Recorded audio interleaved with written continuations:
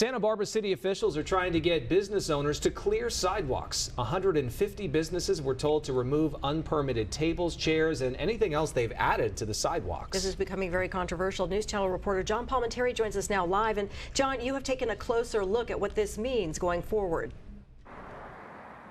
For many businesses, having the outside dining has been a lifesaver when their inside dining was banned during the COVID-19 crisis.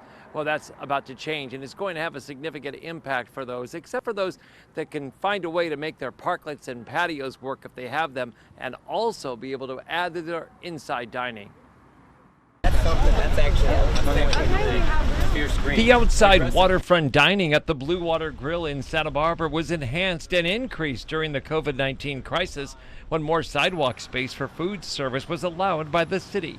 We have pretty much an ocean view from every area of the restaurant, but people do want to be outdoors mostly, especially now that it's summers. But now there are changes. The city says for not only American with Disabilities Act or ADA compliance, there needs to be more room, but only tables and chairs that were approved prior to COVID can stay on the sidewalks around town. Everything else has to go. We started with about 10 four-tops that were set up here on the sidewalk with umbrellas. We've had to take those away, unfortunately. For restaurants that have had to remove their temporary tables, they can still reapply to bring them back if they fit safely and within the city's guidelines. Fortunately here, there's another outside area under a large canopy that also has ocean views.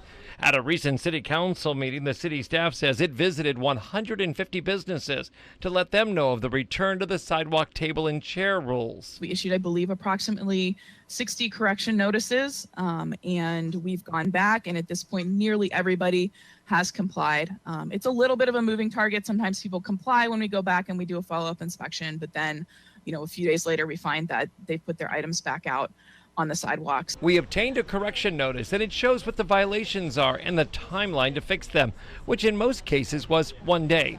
If they still don't comply, they could get a penalty in the form of an administrative citation. Before the month is over, there will also be a round of inspections for the outside parklets and patios.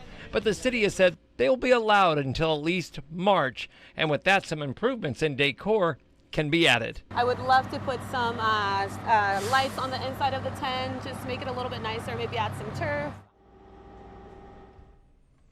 One restaurant manager says the city's actions to open up the walkways for ADA compliance were justified and is not to be disputed, but the other tables were necessary, he tells us, as part of the recovery these restaurants need after many dark months during the COVID crisis.